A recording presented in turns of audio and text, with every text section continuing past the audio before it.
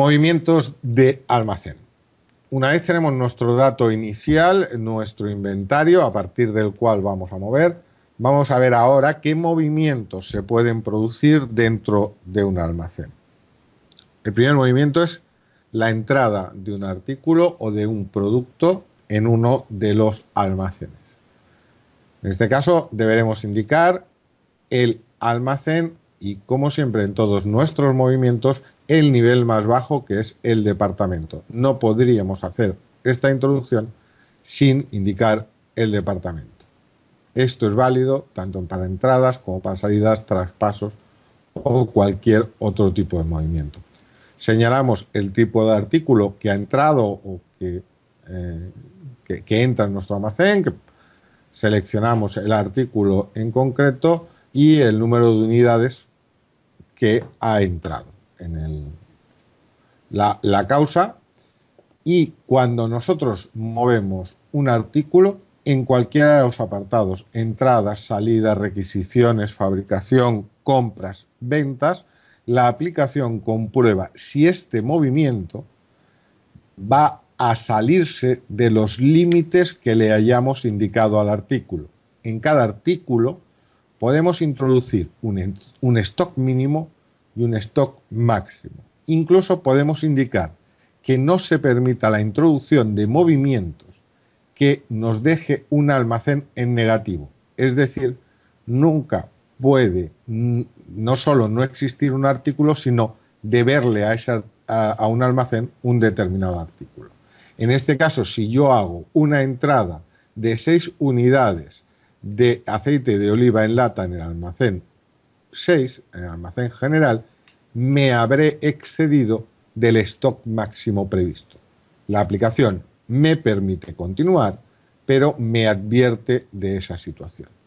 Y me da un campo para que yo introduzca la causa de esta entrada. Pues un regalo del chef. Una vez haga esta grabación, automáticamente en el inventario se habrá producido un aumento con fecha 1 de febrero de 6 unidades de aceite de oliva en lata. Igual que se producen entradas, se pueden producir salidas del almacén. Incluso estas salidas es más lógico que se produzcan que las entradas, ya que existen una serie de causas en las cuales se puede producir esa salida. ¿Cuáles son las causas previstas? Pues la propia salida del almacén, la merma del producto. Pensemos en un producto fresco que se compra por kilos, pero que con el paso del tiempo disminuye su peso. Un producto que no haya sido utilizado, simplemente se ha perdido, no se ha utilizado en ningún sitio. Un producto que se haya inutilizado o un producto que se haya estropeado. Es decir, desde este apartado nosotros vamos a poder introducir las mermas de producto, aquellas inutilizaciones o aquellos artículos que se han estropeado para restarlos de la situación de nuestro almacén y poder llevar un control exacto de cuál es la situación de nuestro almacén con estas salidas. Hay un caso en concreto en el cual hay que realizar entradas y salidas de artículos. Nuestro sistema permite que la disminución de artículos, la disminución de materias primas cuando se vende un producto, sea por fabricación o sea por venta. Es decir, si es por fabricación, no voy a tener ningún problema en que se vayan restando de mi inventario de materias primas las materias que yo voy usando cada vez que produzco uno o varios artículos. Cuando lo hago por venta, ese movimiento se hace de forma automática. ¿Qué ocurre si yo, en lugar de utilizar un producto de los previstos en la receta, utilizo uno distinto? En ese caso, la manera de arreglar ese descuadre en el artículo sería realizar una salida del artículo realmente utilizado y una entrada del artículo que debería haber utilizado según la receta. ¿Qué más movimientos se pueden producir dentro del almacén? Se pueden producir los movimientos de traspaso del almacén. Y aquí hay que hacer dos diferenciaciones. Por una parte, el traspaso físico. Es decir, yo tengo en el almacén de lavandería cloro, que es el mismo que uso para la piscina. Y en un momento determinado en la piscina me falta cloro, lo pido a la lavandería y me lo envía. En este caso es un mero traspaso, no afecta a los datos contables. Yo sigo teniendo exactamente el mismo cloro. No hay, es un mero traspaso de un almacén a otro. Cuando yo recargo las neveras de la parte exterior de mi restaurante con lo que tengo en las neveras interiores, lo que hago es un traspaso de un almacén a otro. Traspaso físico.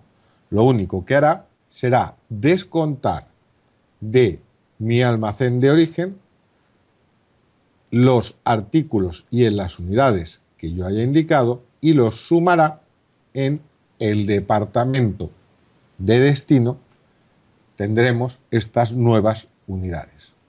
De nuevo, en este traspaso físico se realizarán las comprobaciones de no superar ni el stock máximo ni el stock mínimo, ni de dejar el artículo por debajo de cero en caso de que así se lo tengamos indicado a la aplicación. Este traspaso puede incluir también el movimiento contable cuando estamos hablando del sistema americano de control de existencias. En el sistema americano de control de existencias, cuando nosotros realizamos una compra, en realidad contablemente lo que anotamos es el incremento de nuestro activo sumando esas existencias nuevas. El proceso de requisición lo que va a hacer es sacar de mi inventario, de mi cuenta de inventario, un número de unidades por un valor y lo va a llevar a la cuenta de costo de compra o de gasto correspondiente con ese movimiento. Y además, esa requisición va a provocar un movimiento físico. Voy a sacar unas unidades de mi almacén general, de mi almacén por defecto, y me las voy a llevar al almacén correspondiente.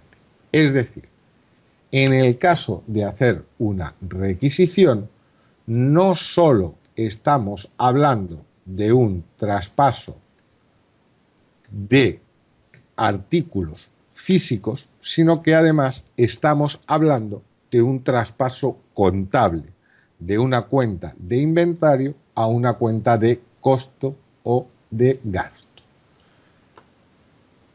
Vemos en este caso una requisición al almacén general que va a ir al departamento de alimentos del comedor y que, como es una anotación contable, voy a anotar en este caso también a uno de los departamentos de costo en que tengo dividido mi actividad. En la parte contable no solo voy a generar asiento, sino que además ese asiento lo voy a asignar a un centro de costo. Y aquí voy a introducir cada uno de los artículos que me ha sido requerido por el departamento de alimentos del comedor. Cuando yo realice la grabación, la aplicación automáticamente va a hacer el cálculo del asiento contable. Y este cálculo o esta introducción del asiento la podremos ver pulsando sobre este botón. Nos llevará a la introducción general de asientos, veremos la salida del inventario y el cargo en la cuenta de costos. Estas cuentas son las que tengamos definidas en cada uno de los artículos que tenemos introducidos en nuestra requisición.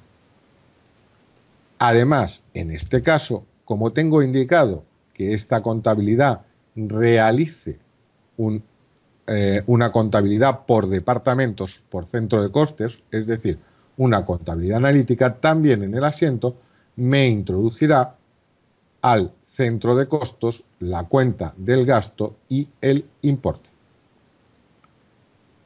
Todo este proceso se realizará introduciendo simplemente la requisición en el apartado correspondiente. El último movimiento que se produce en el almacén de entrada y salida de artículos, en este caso, es el proceso de fabricación. La aplicación permite dos sistemas en el cálculo de la fabricación: el proceso de fabricación o el proceso de venta. Para eso, en el apartado de definiciones contables parámetros, indicaremos cuál es el sistema que deseamos utilizar. Gestión de producción descontando productos desde la fabricación o descontar los productos desde el momento de la venta. En caso de que hayamos indicado descontar el producto de fabricación, cada vez que una de las personas fabrique un producto utilizando unas materias primas, debe venir al almacén, debe ir a fabricación y debe indicar qué producto ha elaborado. Cuando indique el producto que ha elaborado, la aplicación lo que hará será restar del inventario las materias primas que sean necesarias para elaborar ese producto. Es decir, cuando yo produzco 5 bocadillos de chorizo, lo que se va a descontar de mi almacén serán 5 unidades de pan y 500 unidades de chorizo. Porque yo no almaceno bocadillos de chorizo, yo almaceno los elementos que forman parte de él. Y en este caso, la disminución se va a producir en el momento de realizar la producción. Cuando yo realice la producción, la aplicación me va a permitir ver en detalle,